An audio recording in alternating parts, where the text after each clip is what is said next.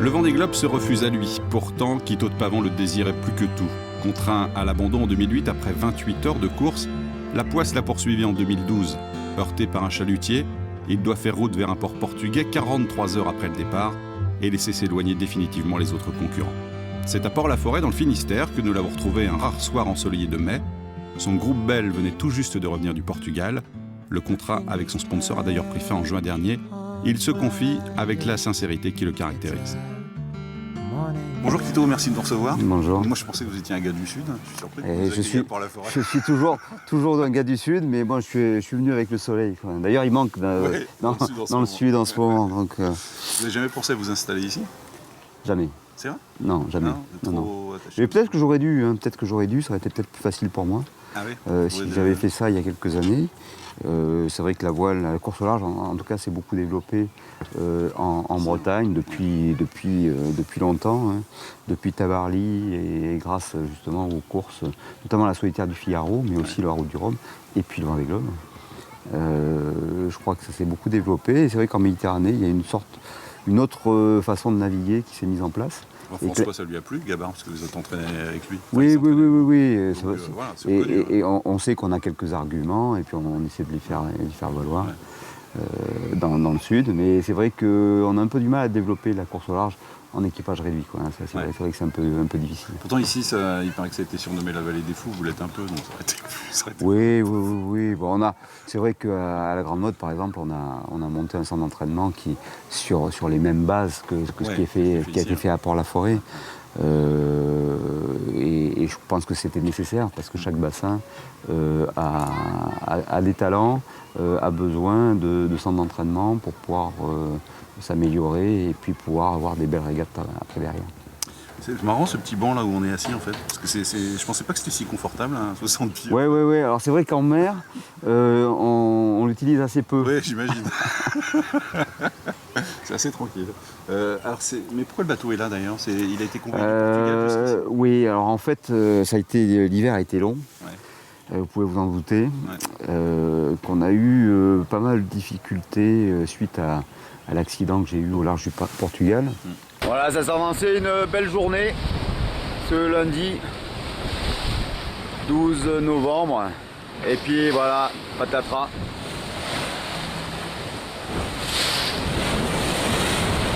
Un chalutier qui était passe-flou à IS, je dormais, les 10 minutes que je dormais. Et voilà, j'ai eu une collision avec ce chalutier. Par miracle, le mât est toujours en place, j'ai plus de haubans. Voilà, j'ai fait un petit gréement de fortune pour que ça tienne. Et puis j'ai plus de bout dehors, il y a un peu de dégâts sur la partie avant du bateau. Voilà.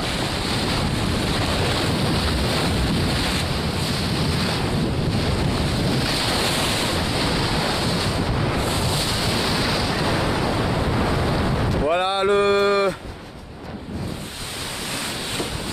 Vendée Globe 2012, il s'arrête. Pour moi, pour Groupe Bell et pour tous les gens qui me suivaient sur cette aventure. L'accident bête, trop bête. Je suis désolé.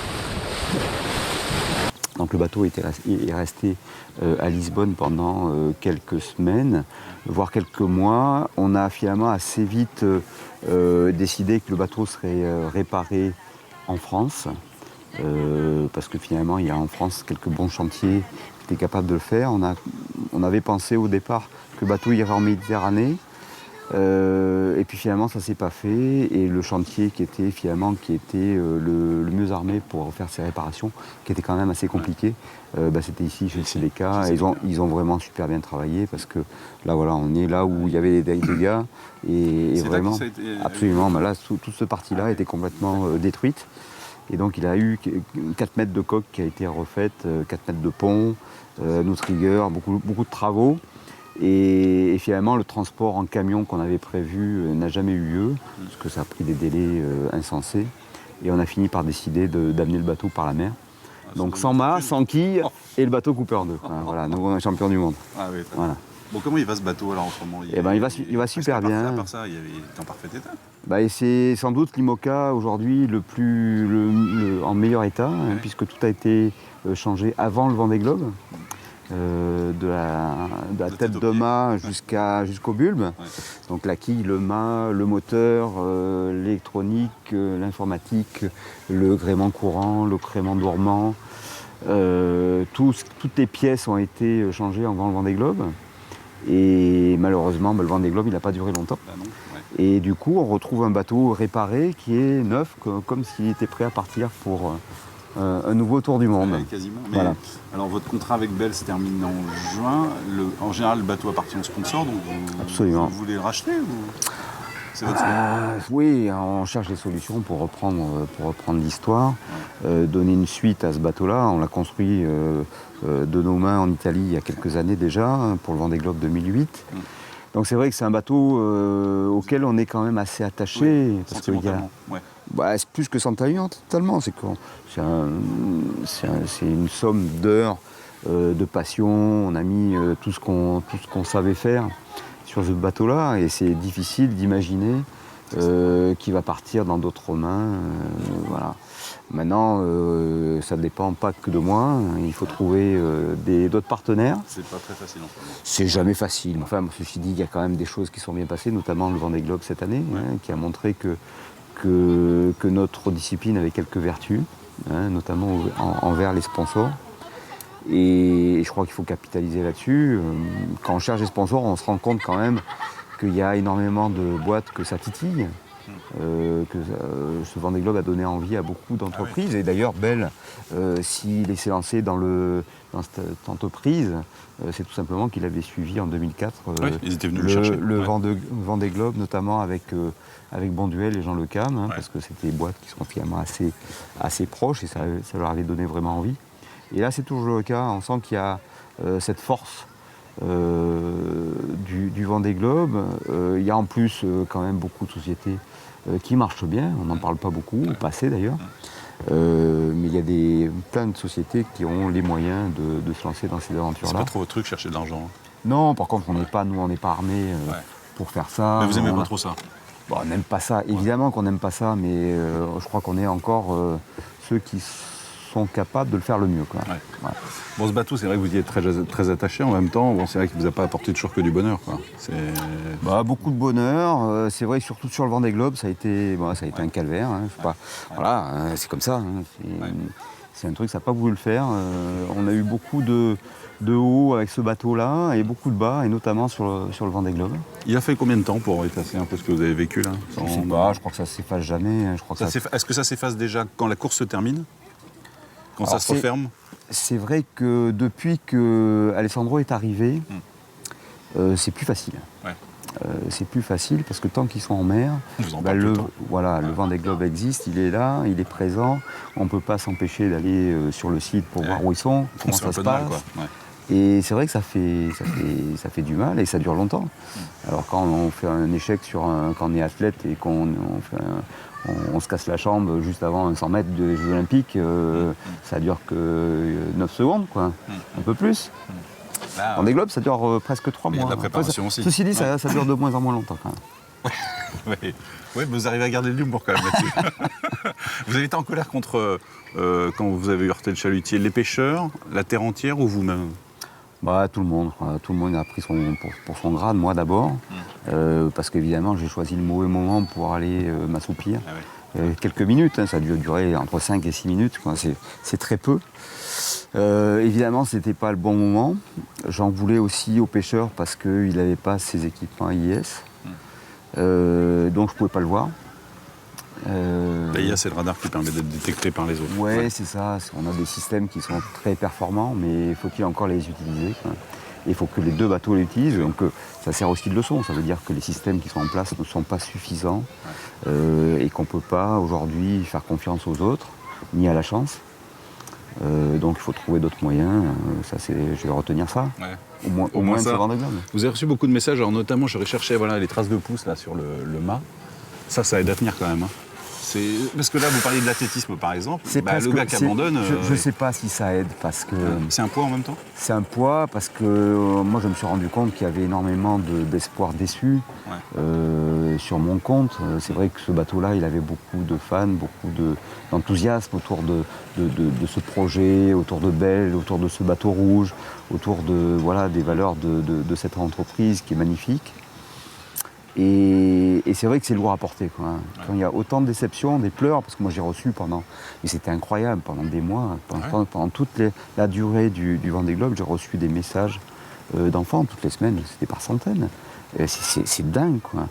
Et c'est vrai que les messages, notamment des enfants, mais pas que des enfants d'ailleurs, sont poignants, sont terribles, parce que, évidemment, ça remue le couteau dans l'emploi, et on a l'impression d'avoir déçu beaucoup de monde. Ça rajoute sa propre frustration. Ouais, c'est difficile, quoi. Ouais. Moi-même, c'est un échec, c'est pas très grave. J'ai eu un accident, il est skidé, il y a une course qui est perdue, c'est pas n'importe quelle course, c'est le Vendée Globe. Mais bon, quelques heures après, j'étais au port, j'étais en sécurité, tout allait bien. Mais c'est vrai que pour ça, pour ce que ça représente, c'est pas facile à vivre. Franchement, c'est pas facile à vivre. Et personnellement, quand on casse comme ça, on imagine déjà le temps qu'il va falloir remplir, ce vide qu'il va falloir combler. Oui. Ça, c'est la première chose à laquelle on pense? Non, enfin, pas la première chose, mais on commence déjà à gamberger à ça. On ne pense pas à ça. Parce comment je vais occuper ce temps, c'est comment on répare le bateau, qu'est-ce qu'on fait de ce bateau-là. On y va en action tout de suite, parce qu'il faut sécuriser, le mât pour pas qu'il tombe, pour aller dans un port, pour que ça s'arrête. Il faudrait trouver des solutions après avec l'équipe pour réparer, pour sauver le matériel, pour maintenir ce qui reste en bon état, etc. Et puis après, effectivement, une fois que tu es rentré chez toi et que tu n'as plus de bateau, etc., ça devient compliqué. Et c'est vrai que l'hiver a été particulièrement long, difficile. Forcément, on n'est pas en forme. Les autres trinquent aussi un peu? L'entourage, vous arrivez à faire... Forcément, mais eux, ils trinquent, enfin toute l'équipe, mon entourage, ils trinquent parce qu'ils sont comme moi, ils sont abasourdis par ce qui se passe. Je crois qu'il y a beaucoup de gens autour de moi qui vivent ce Vendée Globe par procuration, et que c'est énormément de déception pour tout le monde. Puis ces 3 mois d'exaltation qui disparaissent, c'est compliqué pour tout le monde. Alors après, il y en a certains qui remontent la pente plus facilement que d'autres. Pour moi, ça a été long. Ça a été long. Alors après, il y a des choses qui reviennent. On s'attache à d'autres projets. Donc je suis prêt à mettre de l'énergie, quoi. Oui, alors heureusement, on a un peu d'imagination quand on est marin, et ça vient assez vite. Après, faire des projets, c'est super facile. Donc c'est vrai que cet hiver, moi, j'ai monté pas mal de projets, mettre en place certaines idées. On avait déjà discuté d'ailleurs avec l'équipe avant le départ du Vendée Globe, parce qu'on avait d'autres projets qu'on voulait réaliser. Et finalement, on a essayé de les mettre en œuvre plus vite que prévu. Parce que l'idée, c'était, il y avait le Vendée Globe, c'était une chose, et puis après, il y avait de toute façon ce projet Belle qui s'arrêtait. Et c'est vrai que quand on est marin comme moi, on a une petite entreprise. Il y a 6 personnes qui bossent. Il y a 6 personnes, on est même 7 en ce moment. Et il y a un seul client. Voilà. Et quand le seul client qu'on a, il s'en va, et il y a des conséquences qui seront douloureuses. Et donc on essaye de faire en sorte que justement l'équipe reste en place. Donc on a cherché un peu d'autres projets. Et puis voilà, une fois qu'on a dit ça, il faut trouver des partenaires pour les mettre en place. Et c'est vrai que l'hiver n'est pas forcément simple, parce que le Vendée Globe s'est très bien passé, mais c'est vrai que l'environnement économique dans notre pays n'est pas, on va dire, c'est pas la fête, quoi. Mais je ne sais pas si vous avez dit en arrivant au Sable si vous alliez revenir au Vendée Globe ou pas, parce que c'est vrai que 2 Vendée Globe dans ces conditions-là, on se dit il y a des signes, il y a un signe indien, quoi. C'est genre, faut pas qu'ils retournent. Mais en même temps, vous êtes assez fou pour y aller, non? Oui, alors il y a plusieurs choses qui se mettent en place. D'abord le Vendée Globe lui-même, c'est-à-dire que prendre 2 départs du Vendée Globe, fabuleux, avec des souvenirs incroyables de cette remontée ou cette descente du Chenal. Et puis 2 jours de course, et il y a tout qui s'arrête au bout de 2 jours. 2 Vendée Globe, 2 jours, ça fait 4 jours au total. Ça fait pas beaucoup, hein. Ça fait pas l'affaire. Et puis on vieillit. Donc tous les 4 ans, on prend 4 ans. En même temps, ça fait 10 ans. Donc on se pose des questions sur sa propre faculté à faire les choses. Parce que le Vendée Globe, c'est quand même une somme d'énergie. D'abord pour être sur la ligne de départ. Ouais. Après pour faire la course. Et puis après revenir digérer tout ça, quoi. Donc est-ce que je serais capable, dans les 4 ans qui viennent, de mettre autant d'énergie pour revenir avec les mêmes ambitions, etc. Donc tout ça, ça mûrit. Je sais que la moitié de moi me dit, bah non, ça, le Vendée Globe, tu arrêtes, tu oublies, hein, ça va, j'ai fait 2 fois, la 3e, j'avais 203, comme on dit. Et l'autre moitié qui me dit, mais attends, je ne vais pas m'arrêter là, quoi. C'est moi qui l'aurais. Ouais, parce que voilà, il y a de l'ambition, il y a de l'orgueil aussi. Puis ça fait que 10 ans que vous naviguez professionnellement en plus. Ouais, ça fait plus que ça. Alors c'est vrai qu'on me connaît sur les régates depuis l'an 2000, quoi. Bon. Mais c'est vrai que je suis orgueilleux. Ouais. Et cet orgueil, il m'amène à me dire que voilà, je suis capable aussi de terminer ce Vendée Globe. Peut-être pas de le gagner, mais au moins de le terminer, quoi. Ça veut dire qu'il faut de la chance pour le faire, le Vendée Globe ? Mais alors comment on fait pour avoir de la chance alors ? Ah, ça c'est ça. Vous vous êtes posé la question ? Comment savoir comment il fallait faire ? Non, je ne sais pas comment il faut faire. En tout cas, je sais que dans ma vie, j'en ai eu beaucoup de chance. J'ai eu beaucoup de chance d'avoir, de rencontrer Belle, de faire ce bateau, d'avoir l'équipe que j'ai, d'avoir les amis que j'ai, d'avoir la famille que j'ai. Après, voilà, le Vendée Globe, ça ne veut pas réussir, mais ça ne veut pas dire que ça réussira jamais, quoi. Mais vous n'en avez jamais rêvé du Vendée Globe, vraiment ? Est-ce qu'on peut rêver du Vendée Globe, de cette somme de difficultés qu'il faut traverser pour faire ça ? Non, je crois que ça fait partie des choses qu'on a envie de réussir. Je crois qu'on ne rêve pas de faire un Vendée Globe. C'est l'heure du défi, quoi. C'est ça, c'est l'heure du défi. Il faut avoir énormément de chance, c'est énormément de travail pour préparer les choses. Et puis on oublie toujours quelque chose, quoi, la preuve. La preuve. C'est un métier, c'est marrant parce que vous avez dit ça avant le départ, je fais un métier incroyable mais qui sert à rien. Oui, il y en a beaucoup. Hein. Il y a beaucoup de métiers. D'abord, je pense que l'humanité n'est pas faite pour travailler. Voilà. Donc on s'est trouvé cette occupation-là un peu bizarre. Ce qui est important, c'est de manger, c'est de boire, c'est de dormir, de rire, puisque c'est le propre de l'homme, etc. Travailler, je ne suis pas sûr. Maintenant, c'est vrai que c'est devenu un travail. J'aime pas trop ce mot d'ailleurs, parce que, en tout cas rattaché à cette discipline, je crois que c'est surtout beaucoup de passion, tout simplement, quoi. Et tant que la passion est là, je pense qu'on est capable de surmonter beaucoup de difficultés. En même temps, ça sert pas à rien, parce que vous faites rêver des gens, c'est ce qu'on dit. Vous pourriez pas naviguer sans raconter des histoires. Ouais, mais c'est vrai qu'on fait pas ça non plus pour raconter des histoires. Non, on se raconte des histoires à nous-mêmes. Mais vous avez besoin de la partager en tout cas. Oui. Alors ça fait partie aussi de ce que j'aime faire, de partager. J'ai la chance de partager avec des gens que j'adore, que ce soit autour de moi, mon entourage, mais aussi les gens que j'ai côtoyés chez Belle, parce que j'ai trouvé ces relations super riches. Et c'est vrai que moi, ça m'a changé ma vie. De faire ce sport-là, de rencontrer des gens, d'aller, de vivre des choses, de partager des émotions différemment de la façon dont j'avais à les partager avant. J'ai toujours fonctionné un peu tout seul. J'ai fait ma vie tout seul, avec une grande famille, mais en me débrouillant un peu tout seul dans tous les métiers que j'ai faits. Et là, on a partagé quelque chose, on a monté ce projet ensemble avec Belle. Et ça, j'ai trouvé ça vraiment sympa.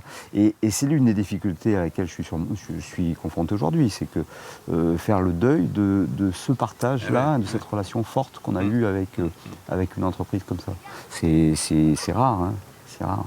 Et pour le coup, j'ai eu beaucoup de chance. Oui, c'est une vie exceptionnelle quand même. Oui, complètement. Ouais. Complètement. Vous êtes chanceux. Oui. Ce qu'on disait, finalement, vous en avez. Oui. Mais je sais, j'ai conscience de ça. Combien de marins voudraient être à ma place, même avec un bateau cassé 2 jours après le Vendée Globe. Voilà. C'est marrant, tout à l'heure vous parlez de votre famille, et vous disiez, je crois que c'est dans votre dernier livre, le plus grand navigateur de tous les temps, c'est ça? Les temps TANG, parce que vous êtes Très modestement. Alors qu'il y a un monsieur Desjoyaux là-bas qui est sur son petit bateau. Vous avez fondé une grande famille et pourtant vous faites du solitaire. Je ne suis pas une contradiction près, quoi. Ouais, c'est vrai qu'il faut vivre avec ses contradictions. On n'est pas une près. Je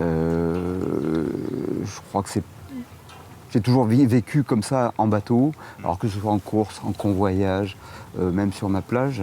Ma famille a toujours vécu des choses finalement un peu particulières parce qu'elles m'ont suivi. Ils n'ont pas eu le choix. Hein. Enfin, il y a ma femme qui a eu le choix quand même. Oui, Ma femme a eu le choix, mais mes enfants, quelque part, ils n'ont pas eu trop le choix. Ils ont suivi ça. Alors, ils s'en plaignent de temps en temps, ils me reprochent plein de choses. Quand on a quelques discussions un peu difficiles, ils me reprochent effectivement de ne pas avoir été là suffisamment à certains moments, etc. C'est un peu égoïste comme métier quand même. Oui, bien sûr. Il faut être égoïste, c'est pas une qualité, mais c'est un défaut nécessaire. Oui, c'est ça. C'est un défaut nécessaire pour réussir. Ouais. Merci beaucoup, Quito. Nous avons reçu. Merci, bon vent pour la suite en tout cas. On aura Merci. plaisir à vous revoir au À sable. très Merci, bientôt au revoir. au sable. Merci.